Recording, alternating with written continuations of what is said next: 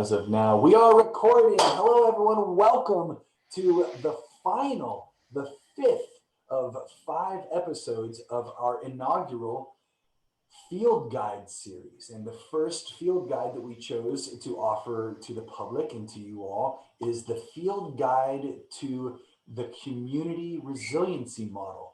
We've had an all-star cast of presenters today, and much like the New York Yankees lineup, I saved the biggest hitter for last. So I know, Rebecca. I'll give you a chance to do your intro here in a second. Let's take a look at where we've been so far. Where we've been is the first episode. We got some neurology and an introduction on our resiliency zone, the OK zone. Then after that, we heard about the Help Now skills, which those of you that are watching this program today, I'd like you to remember that you have them, and that if your glass of water is here, have it ready, have your totem ready. If you feel like you're going to be triggered, and get ready to implement those skills if you need them. On Wednesday, we had Scotty Dentz talk to us about tracking and resourcing, and that tracking is something that has been mentioned in all of the series. Today, tracking is an integral part of exercising the skills that Rebecca is going to tell you about here in a second. And yesterday, Holly Schaus on episode 4 spoke to us about the amygdala and really dug into one of my favorite of the skills, the resiliency skills, which is grounding, the ability to feel grounded in time and space, to feel the gravitation within time and space. So without further ado, jumping into our 5th, putting a bow on it for us, Rebecca, what are we going to do today? Well, I'm Rebecca Shenalue. I'm the Cancer Support Program Coordinator at Enloe Regional Cancer Center, and I'm also a trained Community Resilience Model teacher. We call it CRIM for short. And I'm really thrilled that Enloe has taken this on. You know, I'm sure you've already mentioned that CRIM is being taught all over our community to help us all be more resilient in the face of the things that are coming on. And when I first learned about this skill, I realized it was really these things are really key for cancer patients. So as I tackle the last 2 skills, gesturing and shift and stay, I'm also going to be throwing in little tidbits about that and about how our brain works, and lots of practice, and also reminders of some of the stuff that went before. And I'm counting on you to help me, Scott, as my visual aid, my participant here. I will be your Zoom ninja. And, you know, before we really get going here, Rebecca, for all of you out there that are listening or that are going to be a part of this, one of the things we've asked you to do in each of the previous presentations is to consider the lens that the presenter is sharing from. And Rebecca, you led off with that today, that you work with cancer patients, that you work with people, you know, and sometimes at the end of their life.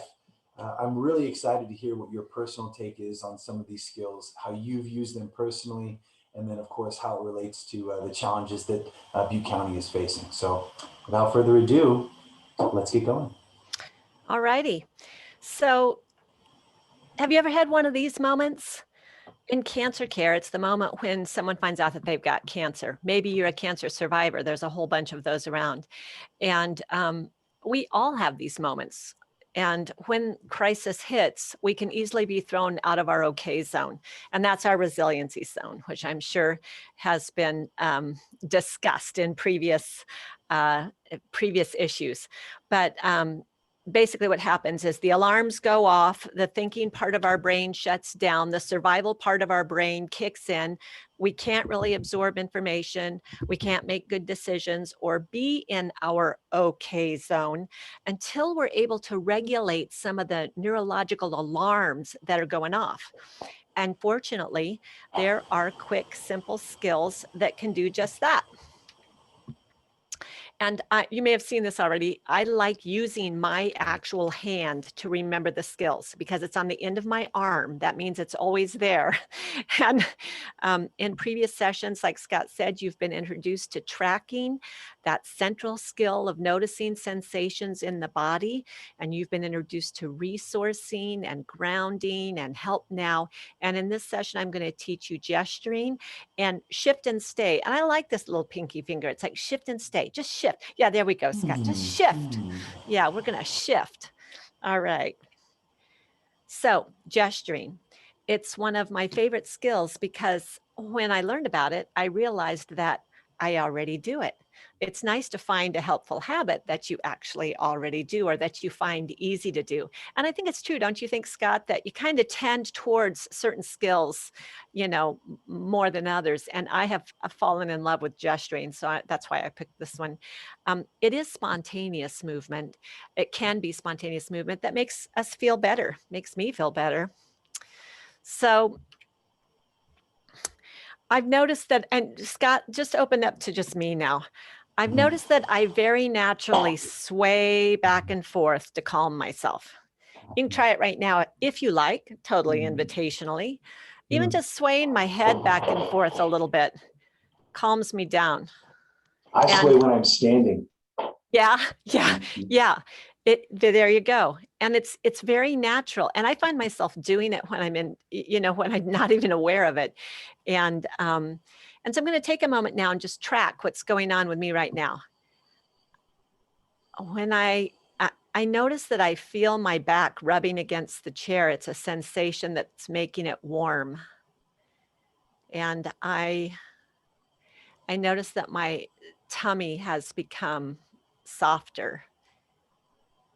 And when I sway, my eyes closed. I think even when I don't close my eyes, my gaze tends to get softer, just sort of gentle, and I'm likely to take a deep breath. And I get nice and relaxed. So, yeah, this is one gesture, and we do it with babies, right? Like we rock our babies in order to calm them down.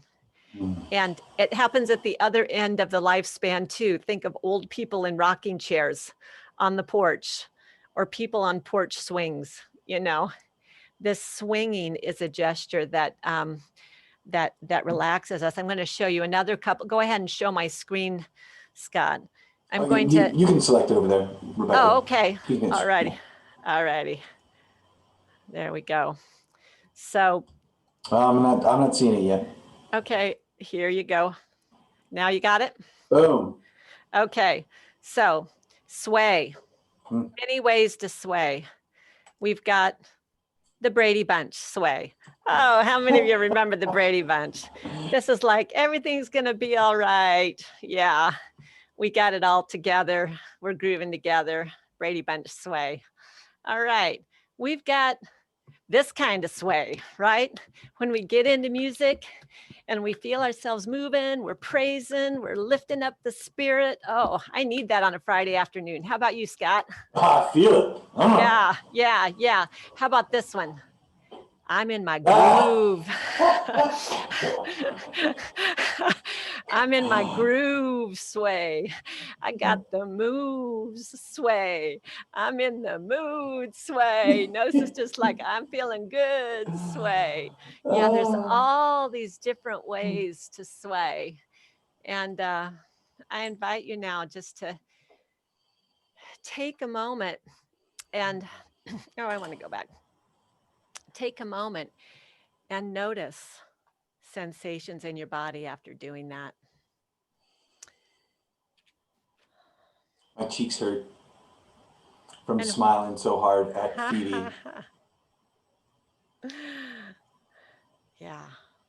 Anything else you notice, Scott? I'm glad you mentioned that it's Friday afternoon.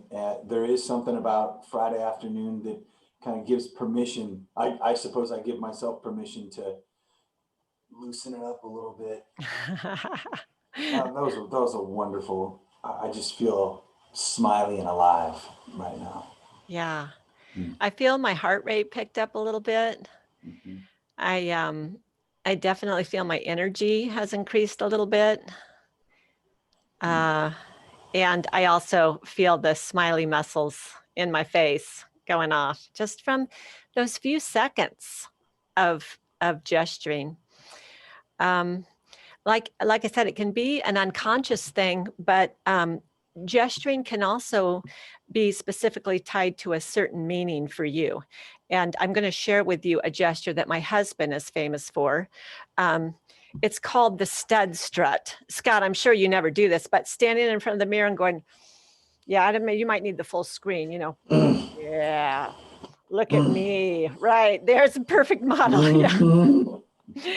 I got this. Yeah, look what you got. Yeah, right.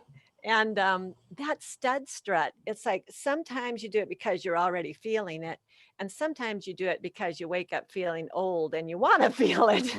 But that gesture, you know, has power in it. It's an empowering gesture. And we also use gestures to express ourselves. We use gestures with our hands. When we're talking about CRIM, we're talking about gestures. We're focusing on gestures that are inherently soothing and that can help us self-regulate and so that do us good. And so, whoops. Let's see. I feel like I missed one here. There we go. So gestures can be power protective. They can be like, whoa, like stay out of my way. You're in my space. You know, that's sort of a very protective gesture. They can be full of joy. This is me at a rock concert, right? You know, like they can be very happy, including dancing and stuff like that. And this powerful one, it made me think of the high five days. Scott, do you remember when we used to be able to high five people, touch their hands, no gloves on, right? I'm such a high fiver. I knew you'd be a high I five miss guy. it so much. I even like teaching people how to high five. Like, hey, look at the elbow, bro. You'll hit it every time. Well, when I saw this high five thing, I thought Scott's going to be a high five guy. And what I noticed is that when I remember the high five, I have some sensations in my body that take off just remembering the high five. But let's do a quick exercise. You can actually pretend high five and you can lift the hand up and you can feel it slap. In fact, I've been using my other hand. Yeah, man. And when it comes down, there's a yeah, all right. It's like, we got this. We're winning. Yeah. You think this is silly? It makes me feel better. It just, you know, it did something to me. I notice in my body, I'm pulling up. I straightened up in my chair is what I noticed. Do you have anything you've noticed, Scott, in terms of sensations in your body? Every other time I've given a high five, I don't give people high fives are generally associated with positivity. You know, I can think of other gestures that I make when I'm trying to express negativity or disapproval. The high five is always a power move. Yeah. Especially, I even feel it over Zoom. It's incredible that you bring this up because in some of the other presentations, they've gone so well that at the end, we can't help but kind of like high-fiving the camera even because it's so natural, especially to my generation where we say stuff like dude, gnarly, sweet, bro, high five. Yeah, there you go. I guess you just got me all worked up again. Yeah. Just watching Scott, you can see how gesturing affects the way you are and the way we be. I don't use the word the way we feel because it's so easy to get into feeling language when we do that. But the whole thing about CRIM is pulling it into the body and noticing how it is in the body, noticing how we sense it in the body. And so gestures like the high five and the Studley strut are really good for boosting ourselves out of the low zone. Those times when we're feeling, you know, there are gestures we can do that will just help our body get back into the zone. I'm going the wrong way here. Sorry about that. So we talked a little bit about self-soothing through sway, but there are other gestures that can get us back into the okay zone. And I'd like you to think about it, you, Scott, and you, anyone who might be listening. Um, Take a moment and think about it. Do you have any gestures that you consciously or unconsciously do to comfort yourself? I mean, for my daughter, it's this, the hair twisting, and drives me nuts, but it's something that she feels really good doing, particularly when she's anxious. And for my Gramps, he had these big fingers like football player, and he would drum on any available surface. I remember the arms of the chair, the table, the steering wheel in the car. That was his comforting gesture. I think many of us have them. So part of what CRIM does is it says, what do you do? Remind yourself to do it. Practice it. So I'm inviting you right now to, I'm going to mention one more, is tapping. That's another one we do for babies to soothe. We tap them, and I invite you to do that right now. We're going to just do it for 5 or 10 seconds. You can pat yourself on the back. A good pat on the back. Yeah. Tapping around the heart here. And we do it with babies. We go, oh, yeah, it's okay. Shh. Right? Yeah, there's things we do. Shh, shh, shh, shh, shh, shh, shh, shh, shh. All right. Now I'm stopping and I'm noticing. What I'm noticing is there's kind of a ringing sound in my ears. That's another sensation. It came from getting still, I think. I notice my tingling fingers. I'm pulling my awareness into the feeling in my chest. Yeah. Can you think of any other soothing gestures, Scott? As a biomechanist, someone who's hyper aware of body language, you're kind of talking about some of my favorite stuff on earth. Well, good. I'm glad. All right. So lastly, I want to mention universal spiritual gestures. The Trauma Resource Institute has done CRIM training in many parts of the world, and they've noticed that there are gestures that transcend differences and that they're often connected to sensations of well-being. The prayer hands with a slightly bowed head is classic. It just feels good. It feels really good. Another one that I can't really show on the camera, but bowing down. Americans are not very prone. I don't want to generalize, but Americans are not very prone to bowing down. But in other parts of the world, there's a lot of bowing down. And when you get your head down below your heart, it actually, it feels very different, and it can be feel very good. Thank you for modeling that for us, Scott. And another one is the hands across the chest. And in COVID times, I don't know, have any of your friends started doing this? You can actually, my daughter taught me this too, is the self hug is actually a way to say goodbye. I'm giving you a hug. Goodbye. I'll miss you. I can't wait until we can really hug. These are the kinds of things that we're saying in COVID times. So the last one I'm going to mention, a universal gesture that is really good one. Are you ready, Scott? I'm ready. Okay. This is one that gets us out of the low zone. Oh, really? Clapping our hands. And you can do it to a rhythm. And if you're doing it at your workstation and people walk by, they laugh at you because they think you're nuts, and you go ahead and laugh. But I'm feeling better. I'm clapping about the stay. Yep. And when I stop, feel all this energy in my hands, my arms, my blood has gotten flowing. Yeah. It changes the way I feel. Yeah, the laughing coworkers is just a good side effect. You're affecting people around you too. All right. So I I want to give you a chance to try this. I'm curious about what other kinds of gestures might come up. And so for those of you out there listening, I really want to give you a minute to think about a gesture you'd like to try. I've mentioned several different kinds. Kind of track and say, do I need something that'll kind of lift me up, or do I need something that'll kind of bring me down? And then I'm going to invite you to make that gesture for just 30 seconds. It was huge for me. And I don't know if you got this too, Scott, when I realized that this stuff can work in as little as 30 seconds. And so I'm going to actually, we're going to take 30 seconds. And feel free to use your whole body, like Scott stood up. And so you can do this standing up. You can do it laying down. I've used a lot of things with my hands, but you feel free to come up with a gesture, any kind of gesture, and we'll do it for 30 seconds. And I invite you, if you wish to, start that right now.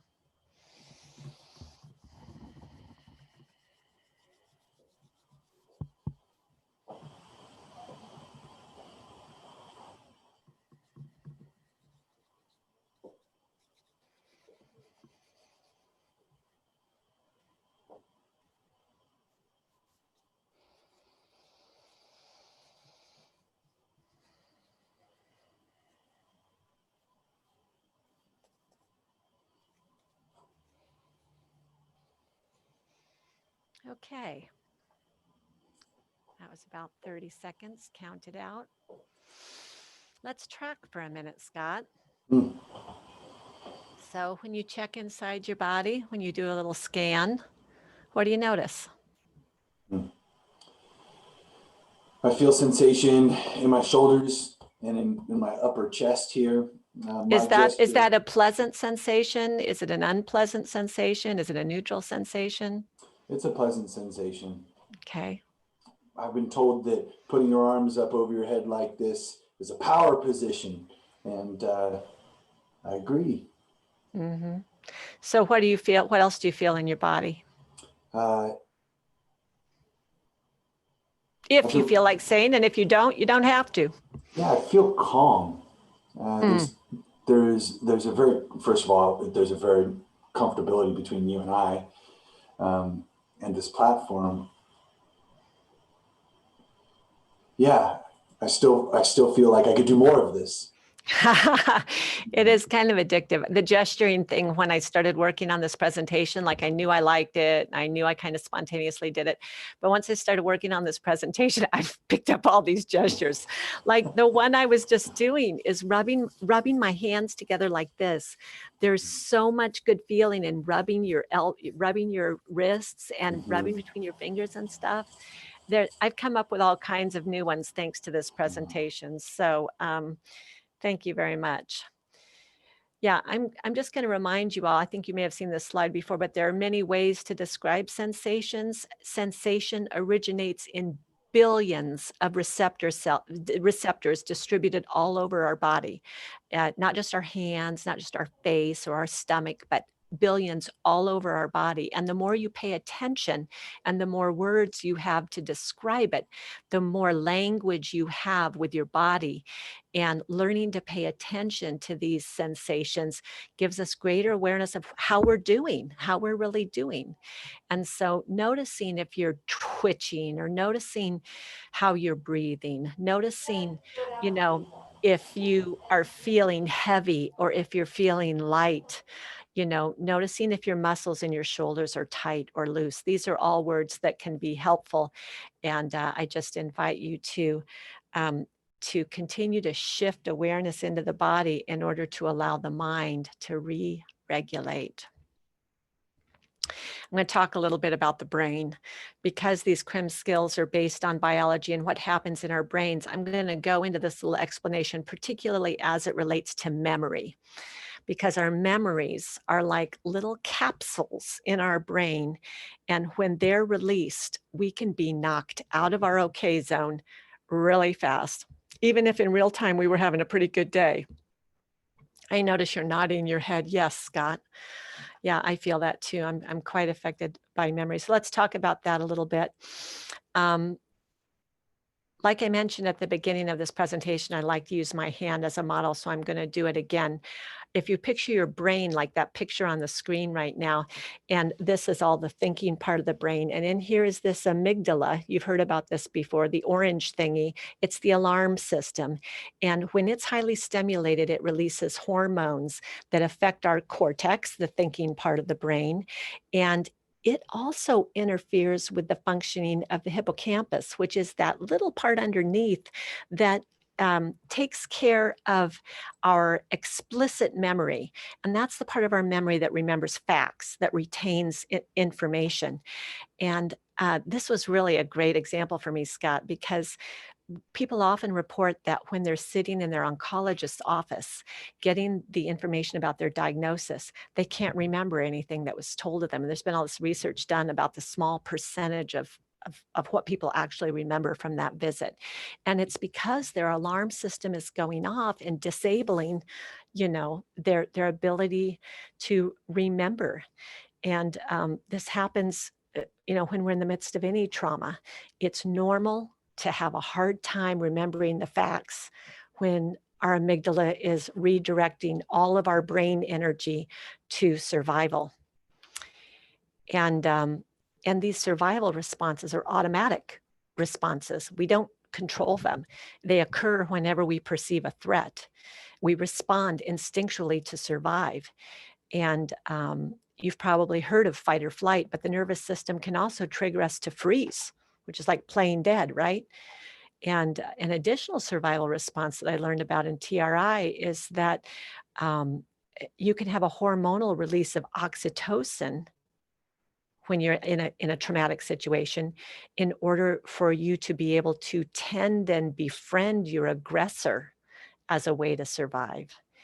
And so all of these ways that we automatically respond to trauma, it's good to know about them, good to be aware of them, the way our brain reacts.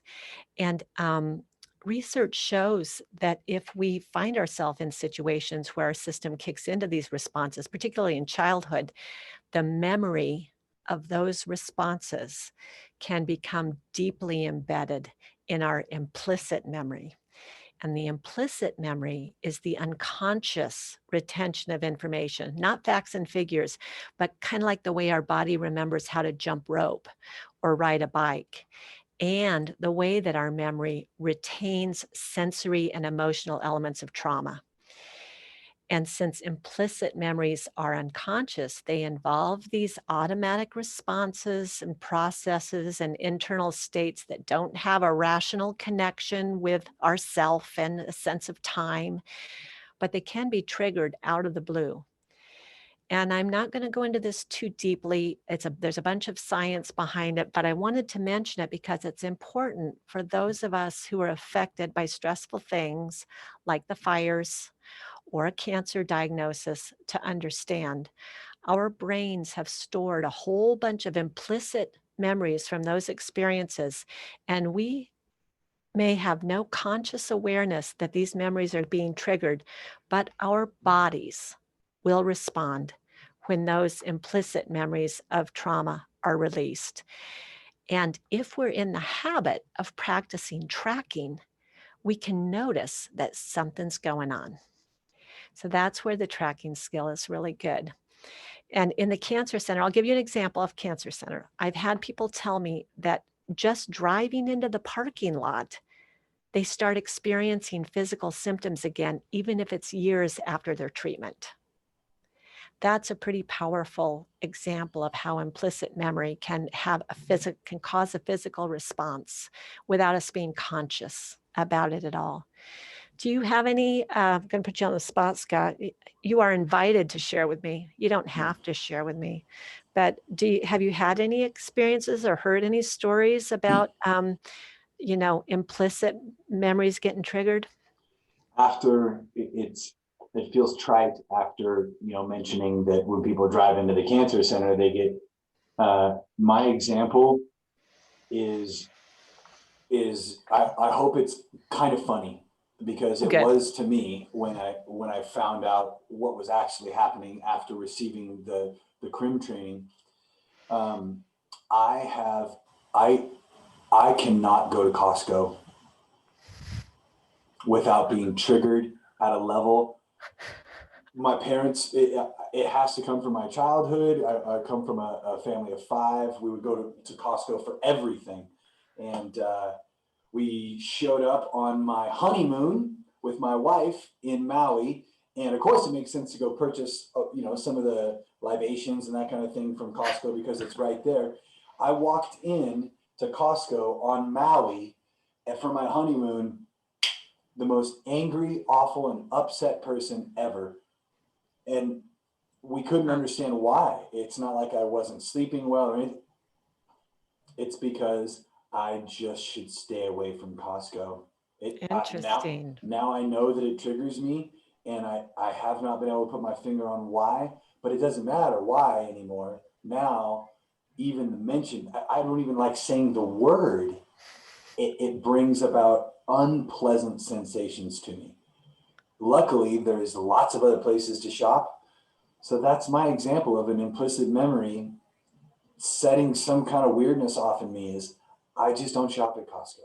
That is such an excellent example. I hope I can remember that because it's a very, like you say, it's a light one. I thought you were going to say something about, your salivary glands going off for those melty chicken sandwiches or the pizza or something, but instead it was actually a negative sensation for Costco. That's Yeah. why I bring it up because More of us could use that actually as a sort of implicit memory to stay away from Costco instead of going and overspending and overeating, which sometimes happens. I don't know anybody that doesn't like Costco for those exact reasons. And so that's why I think it's such an outlier and a good reminder that just because it's not triggering for 99% of the population, there's those of us out there that don't have a Costco membership. Very good reminder. I'm glad you mentioned that. The idea that someone can be being triggered by something that we have no idea. They may not even have any idea why they're being triggered, but their body knows, and their body is going to react, and they're going to have those symptoms if those memory capsules are going off. I'll tell you mine, and it's one that you've probably heard similar type things plenty of times in your where you're at, but shortly after the campfire, I went for a bike ride. And after it had all cleared, it was not shortly after the campfire, it was about 6 months after the campfire. And I noticed my stomach tightening up before I noticed that someone was doing a burn pile in there, and it was like the smell of smoke had set off a response in my belly before I even was really aware of what it was. But I noticed it because of the way I was riding my bike. I'm going, oh, what's up? And I went, I feel, oh, there's smoke. I bet it's the smoke is setting me off. So, campfire survivors certainly will have a lot of things to relate to on this slide. And with that in mind, I'd like to take a moment right now and just check in with what's happening on the inside. We've been talking about fires, we've been talking about cancer and trauma and the memories of those things. And you may have experienced some of those memory capsules going off. So I invite you to take a moment and notice any sensations in your body and label them pleasant, unpleasant, or neutral. And one of the reasons we do that is because it's one more step of engaging with the sensation. Like I can say right now, I feel tension in my stomach. It probably started from talking about that experience. And I'm feeling this tightness in my stomach, and it's not a very pleasant sensation. And when I know if it's pleasant or unpleasant, then I can say, I think I want to move to a different part of my body. So I'm noticing my feet on the chair legs. I'm leaning my feet on the chair legs. My heels are kind of floating in the air. I'm noticing my thumbs touching each other, and they're pushing against each other with a medium pressure, I would say. And that's more pleasant than my stomach. And I can kind of rub them together, and I feel the edge of my nail. And see, I can just do that. I can just track and move my attention around And those of you out there, and Scott, if you feel like it, do you notice anything? I think I've kind of saved this until this moment for all week long. When I first started doing what we're doing right now, I thought it was silly. I was like, this is some hippie crap how is this actually going to end up? When I saw a couple of people demonstrate exactly like you are right now, and I started to give myself permission to, even if it is some hippie thing, wait a second. No, this is interoception. This is science. I started taking it a little bit, maybe not more seriously, but I reframed it. And after having an experience where I was able to do exactly what you're modeling for us, it changed the way I perceive it moving forward. And now I'm seeking opportunities to practice tracking in order to get better at it, because when you model it, you seem like you're pretty good at it.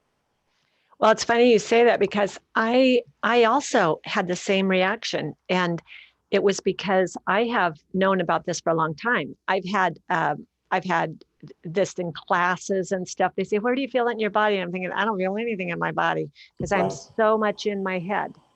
I'm very much in my head person. And so I'm the model of the person who was kind of going, yeah, I like these exercises. I knew that I liked the exercises, but the tracking part, I just didn't feel like I got it. But I've been practicing, and I'm definitely getting better at it. So it's something that grows with time. This is why I think it's good if couples or a mom and a daughter, or, when people do this together in a household, you can help remind each other to do it. My daughter and I have kind of gotten used to it, and that helps, and it helps to be in touch with you guys. And I'm really glad that I'm going to be doing it regularly with cancer patients, because it will help me get better at it. And and that feels good. So last thing on memories, I'm going to move on, is the cool thing is that they can also release pleasant sensations. And for example, when I think of pie, oh my gosh, I think of Aunt Gloria, and I think of holidays, and I think of the smell, and I think of the creamy whipped cream in my mouth. And oh, there's so many wonderful sensations related to pies. So if you're having a rough time, you can always just shift to pie. And that's actually what's going to be coming up next. We've talked about gesturing, and now we're going to go to shift and stay. That's our last skill. So shift and stay is the sixth and final wellness skill, and it integrates all the 5 skills we've learned so far. And this skill emphasizes that when you feel distress, when you notice an unpleasant sensation in your body, when you're triggered by a memory, you can shift.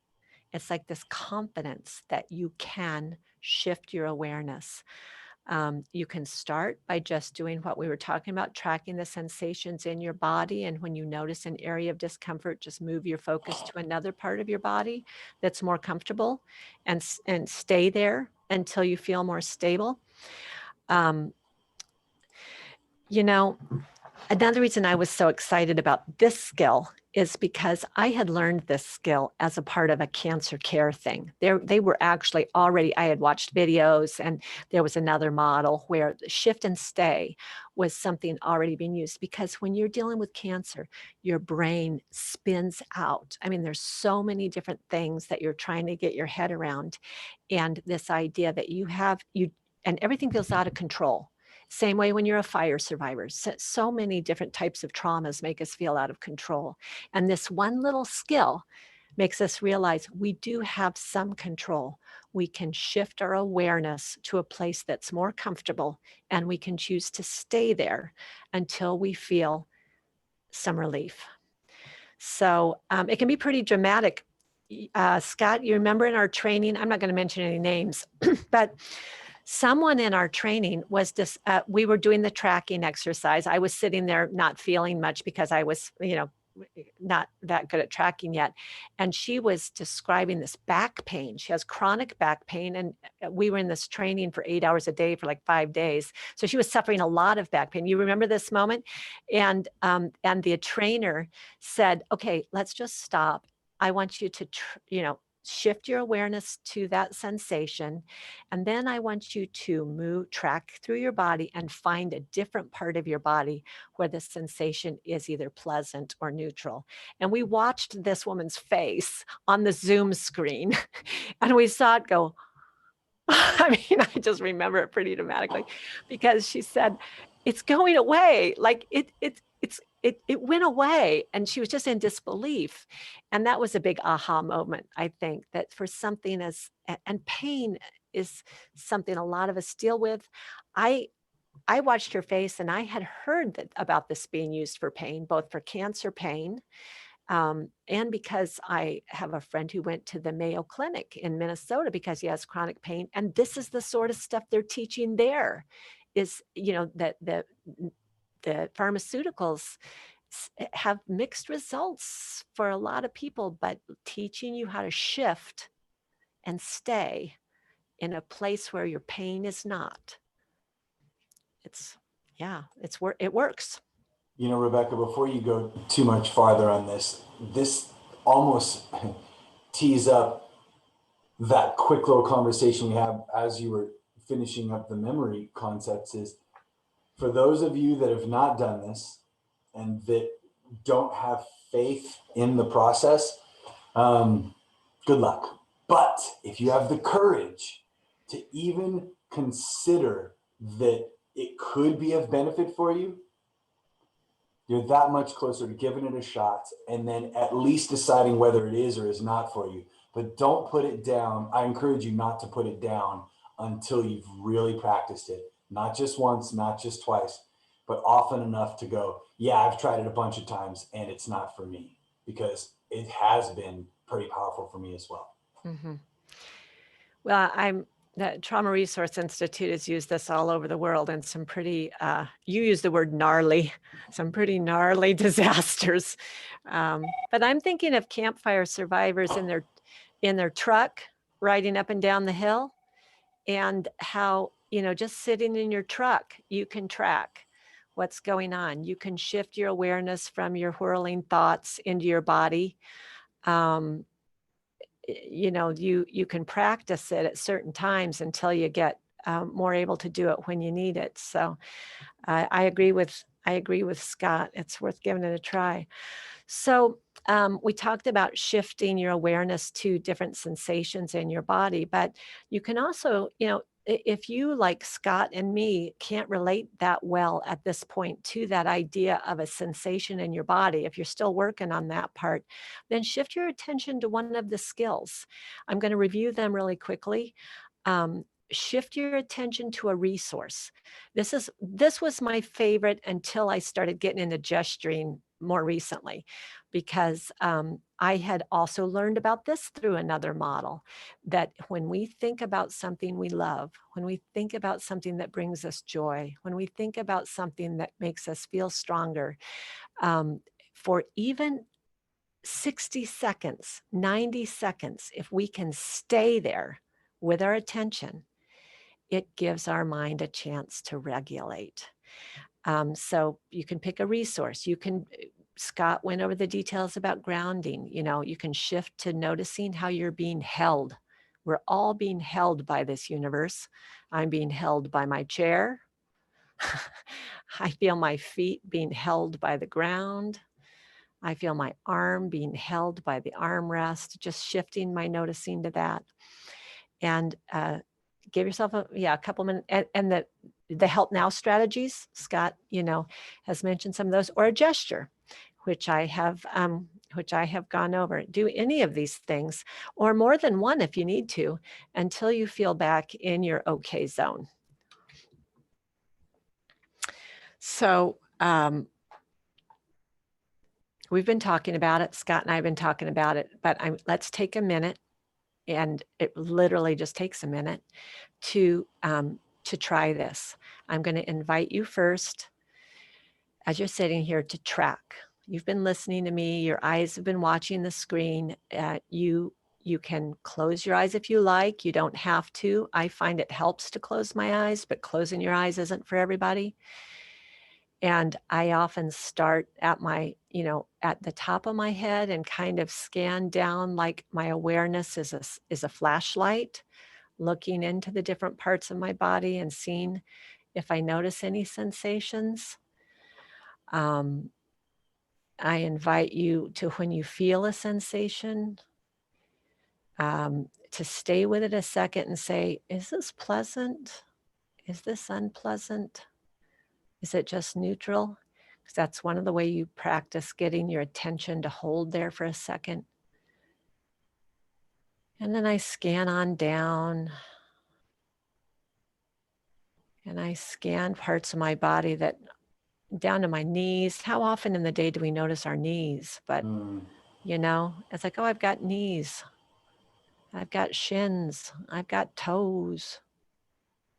And I scan back up. And that's tracking.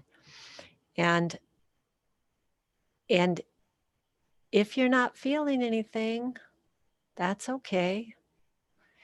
And you can choose now to shift into one of the other skills. You can choose to shift to a resource. You can choose to shift to grounding or gesturing. And we're going to stay there. Pick one of those. And I'm just going to let you show how quick this will work. I'm just going to go 45 seconds this time. So pick a skill. I'm going to do resourcing. And let's go for 45 seconds.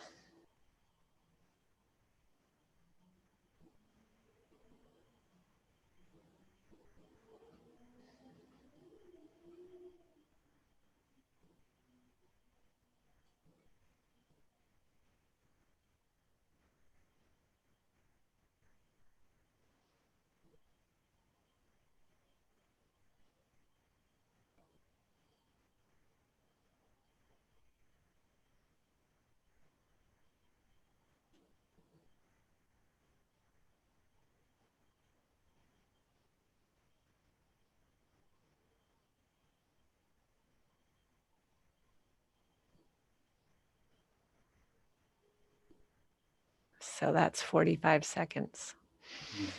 Isn't time funny? We think we don't have time for this. I don't have time to do this crim thing, Scott.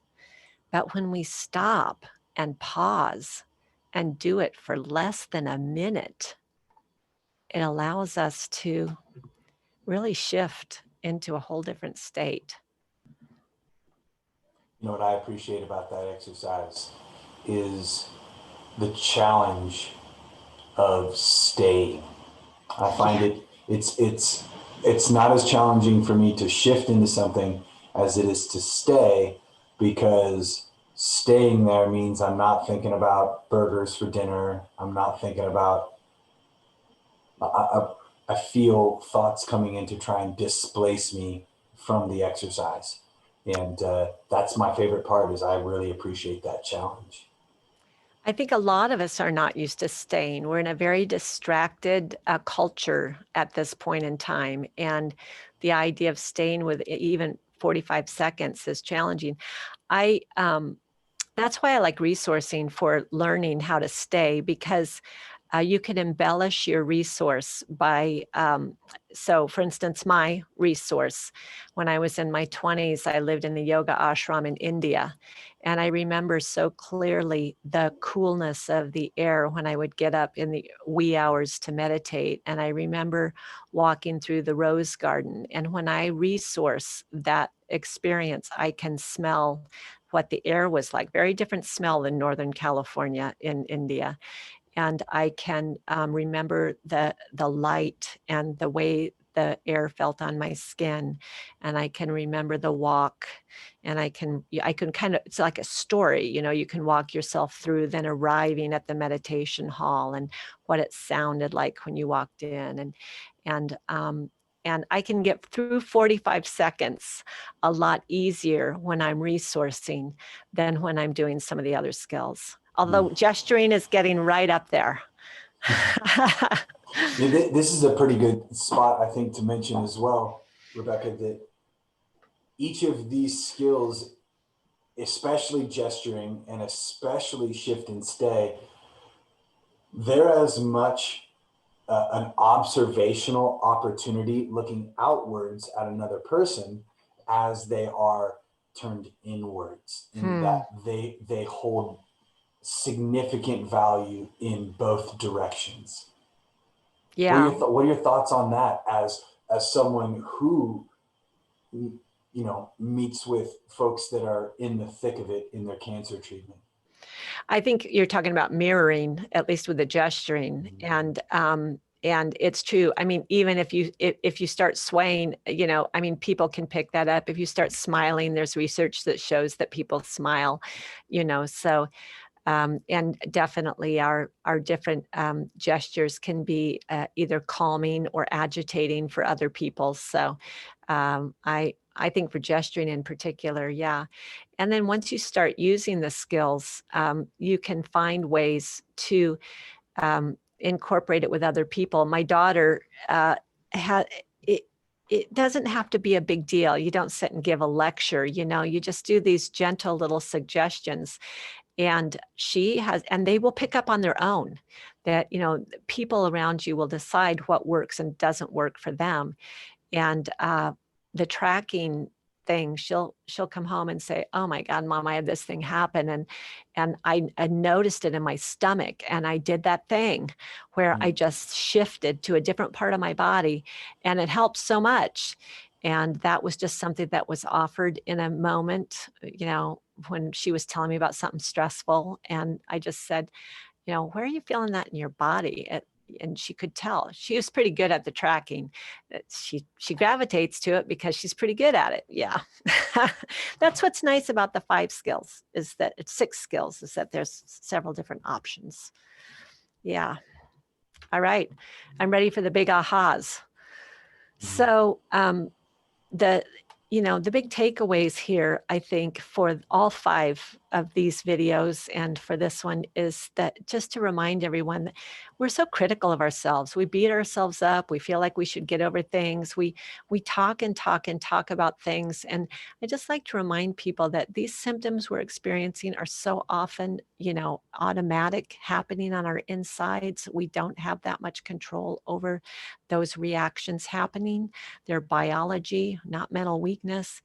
And it's just the huge realization that these reactions can't necessarily be talked away, but they can often be sensed away. And that's really the radical thing that this thing, so simple, but pretty amazing. So Scott, I threw this slide in so that we could talk a little bit about how maybe the pandemic is affecting us all. And because it's a nice layout of the different places we might be in terms of the zone. So in the red circle here, you see the kinds of things that you might be noticing if you're not in your okay zone, if you're in the high zone or the low zone. The negative thoughts just keep reoccurring. I keep posting on social media, even though I know it's useless. I complain a lot. I overconsume everything. I disconnect. I have trouble sleeping. I use substances to make myself feel better. I mean, when we're noticing these behaviors, I hope that people will walk away with the big red circle kind of emblazoned, because this is not okay. This is not where we want to be all the time. We can do better than this. And the cool thing is that once you start practicing these skills, you'll start feeling yourself more in the okay zone. I think that's why this is such a popular model around the world, is that it works. And you'll identify which things work for you. You'll focus more on sensations of well-being instead of just letting sensations that are unpleasant take over your body. You'll use help now strategies when you really need them. gesturing, resourcing, all these things will become like second nature. And what happens after that is something that people who are trying to recover from trauma, I think really, really want, is you get to start having an effect on other people in a good way. Yeah, I'm sure you've talked to a lot of survivors about this too. Survivors hate being survivors. They hate feeling bad. They hate not feeling like they're in their okay zone. They want it to be over. And so whether it's the pandemic or the fire or whatever, what's cool is that when you spend more time in your resilient zone, you start being able to have the bandwidth to be empathetic to other people. You start having the bandwidth to comfort other people, and you start feeling grateful again after maybe months or years of not feeling that way. And you're able to reach out and support others, which is what I think most of us really want to be able to do. Wow, You Rebecca. identify with any of these? You identify my with any of gosh. these behaviors, Scott? I've kind of refrained from sharing some of the more campfire related stuff. This diagram is my experience, having survived the campfire with a 3-month-old and a new wife and a brand new house. This very much describes my process. And one of the things that started to creep in earlier than later was this sense of gratitude, this ability to, and this is before the Crim skills, so now it's even heightened. Now I have a second daughter who's she's like 8 weeks now, and when I give these trainings, I kick off with what you just ultimately just did so eloquently. Was I mentioned that it has given me, I'm a better father because I'm more intentional in the moments where I'm holding my daughter and she's only 6 inches from my face. Like there's sparkle to that moment that would not exist if I had not, first of all, waded through the challenges, but then did the work to practice these skills. And again, it gets down to anyone who's watching this or stuck through the series this long. In this moment, I tell you that this model has brought value to my life that I don't know that I will be able to pass on over the course of my life, because it has been so valuable. How do you put a dollar sign on the moment where you're holding your child and nothing else in the world matters? That's an incredible resource. Yeah. I don't know, Scott. Babies are pretty magical. Oh, magical. Well, then I get the baby, but I also get the 2-year-old. Yeah. So, and that's another moment when she's throwing her tantrum, and when she's out of her zone, I don't see a 2-year-old being a jerk intentionally. I see a neurological system that's expressing itself. Yeah. So it really has more applications than I believe we're going to be able to share until participants start practicing these skills themselves. Yeah. Yeah. Yeah. I think people who are watching will be able to identify with the things on this slide. And I think that, people are trying to find ways to stay out of that red circle and get into the purple circle and the blue circle. And you're right. It's a process of learning, and I'm glad to hear about your growing appreciation and stability. I think it's great for our kids. I don't think I needed campfire or cancer or pandemic or, to just benefit from this in terms of dealing with your kids, dealing with your spouse. I mean, just being human, it can be helpful. All righty. So let me see, what's my last slide here? Oh, just wanted to remind everybody about the iChill app. It's a nice way to have a reminder of all the tools as close as your own hand. That's where most of us keep our phone too much of the time. So you can either look at the iChill app on your phone, or you can just remember from your own hand the tracking and the resourcing. And each one of these fingers hopefully is kind of emblazoned in your brain now. But this is my last slide. I'm glad Enlo has, I'm so glad that, we're bringing this model in so many different ways. Enlo is finding ways to incorporate it, and you guys and everyone, it's great. Thank you for your time today, Rebecca. Again, another thing that is kind of neat about going through this certification together and to see the enthusiasm for these skills is this feels like an action-oriented series of videos that, we've been trauma informed. Now what? Well, thank you for giving us this set of skills. I can see why they're your favorite, because you light up when you start talking about them. Yeah. So thank you for your time. And boy, I have to say, though I hope I never see you in the cancer center or in the oncology center, I'm really glad you're there doing the work, because they're lucky to have you, and we're lucky to have you on our team of presenters for the field guide to community resilience. Well, thank you, Scott, for pulling this together. So, and for all the survivors out there of every sort of trauma, I hope this will be helpful. Just take what pieces you can, and most importantly, practice them. Don't just watch this and let it go, but put them into action and see how they work for you. All right. Thanks a lot. Thank you so much for putting a wonderful bow on this for us, Rebecca. I can't say thank you enough. And for all of you out there that have been with us through this will be your 8th hour of watching these videos. Thank you for granting us the grace to express ourselves, express our emotions, a little bit of who we are, in order to hopefully crack you open a little bit and really show you that we're real people that are really doing the work, that are really up here on the ridge, that are really in the cancer centers and in the Boys and Girls Clubs. And reach out to us if you really like Rebecca and the way that she talks about this.